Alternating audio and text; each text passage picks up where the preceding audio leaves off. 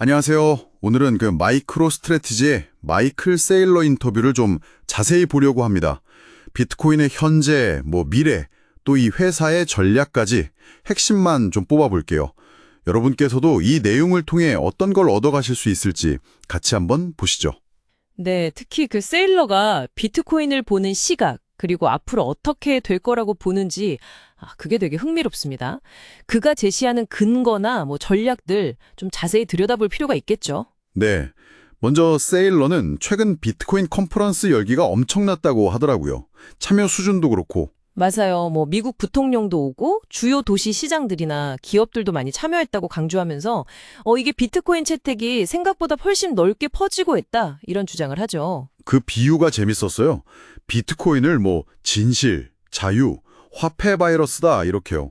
네, 그쵸. 이게 퍼져나가면서 개인, 도시, 정치인들까지 다 이렇게 이성적으로 바꾼다, 이런 설명인데요.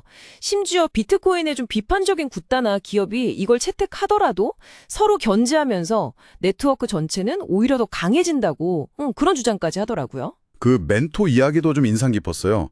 예전 사상가들은 문제만 지적했는데 사토시 나카모토는 아예 완벽한 화폐라는 해결책을 딱 내놨다. 그래서 개인한테 경제적 에너지, 또 자유를 줬다 이렇게 평가하잖아요. 네.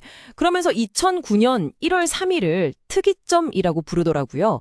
역사의 어떤 전환점, 그런 의미겠죠. 근본적인 변화가 시작된 순간이다. 이렇게까지 보는군요. 맞습니다. 기술 분야에서 쓰는 그 특이점처럼 아예 이전과는 다른 규칙이 적용되는 그런 되돌릴 수 없는 변화의 시작, 이렇게 해석하는 것 같아요. 그만큼 비트코인 등장을 아주 혁명적으로 보는 거죠. 자, 그럼 이제 마이크로 스트래티지의 구체적인 전략 얘기로 넘어가 볼까요? 그 42-42 계획이라는 거요. 이게 되게 공격적인 자본 조달 계획 같던데. 네, 그 전통 자본 시장의 돈을 비트코인 쪽으로 끌어오겠다, 이게 목표죠. 핵심은 그 보유한 비트코인을 담보로 쓰는 건가요? 규모가 한 600억 달러 정도 된다고 했던 것 같은데. 그렇죠. 그걸 담보로 해서 채권이나 우선주, 예를 들면 연 10% 수익률 준다는 그 스트라이프 같은 거, 이런 걸 발행해서 자금을 모으겠다는 겁니다.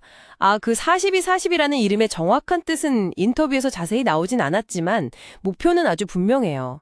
그러니까 비트코인 투자자한테는 레버리지 효과를 주고 또 전통 투자자들한테는 법정 화폐 기준으로 안정적인 수익을 주겠다. 네, 맞아요. 그렇게 해서 한 3조 달러나 되는 거대 시장을 연결하겠다, 이런 야심찬 시도인 거죠. 연 10% 수익률이라니 요즘 같은 때 진짜 파격적이긴 하네요. 근데 왜 다른 비트코인 보유 기업에는 투자를 안 한다고 했을까요? 그 이유를 한 3가지 정도 들었는데요. 첫째는 중립성 유지, 특정 기업에 좀 치우치지 않겠다는 거고요. 둘째는 투자자들한테 좀 단순하고 투명한 구조를 제공하겠다. 복잡하게 만들지 않겠다. 그렇죠. 그리고 셋째는 자기들 사업 모델, 그러니까 레버리지 써서 비트코인 수익률을 높이거나 아니는 아예 변동성을 제거한 상품을 제공하거나, 이 2가지 예측 가능한 모델에만 집중하겠다, 이런 설명이었어요. 다른 변수는 최대한 줄이려는 것 같더라고요. 다른 기업들이 비트코인 사는 걸 경쟁으로 안 보고 오히려 협력 관계로 본다는 것도 좀 흥미로웠어요. 네, 누가 어떻게 사든 그게 다 네트워크 전체 가치를 높이는 거니까 결국 모두에게 이익이 된다, 이런 논리죠.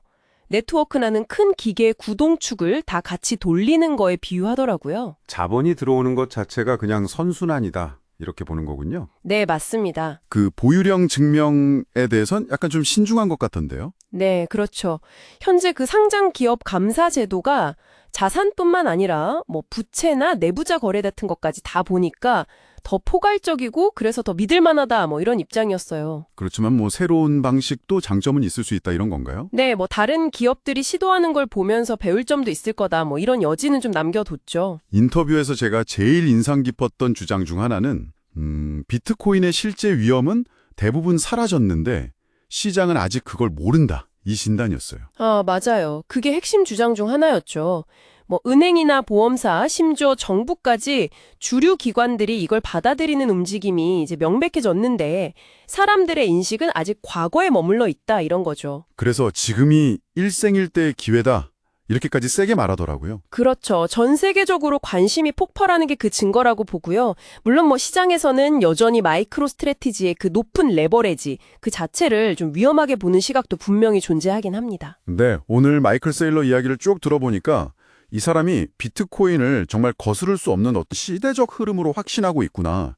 그리고 마이크로 스트래티지를 통해서 전통금융이랑 비트코인 세계를 연결하는 어떤 큰 다리를 놓으려고 하는구나. 이런 그림이 좀 그려지네요. 네, 맞아요. 특히 그 실제 위험하고 시장 인식 사이에 차이가 있다. 이 분석은 참 여러 가지를 생각하게 만드는 것 같습니다. 그래서 여기서 여러분께 질문을 하나 던져보고 싶어요. 만약 세일러 말처럼 비트코인에 대한 주류 시장의 인식이 실제보다 좀 뒤처져 있다면요. 시장이 마침내 이걸 깨닫기 시작했다는 걸 보여주는 결정적인 신호는 과연 뭘까요? 그리고 그 변화는 우리 눈앞에 어떤 모습으로 나타나게 될까요?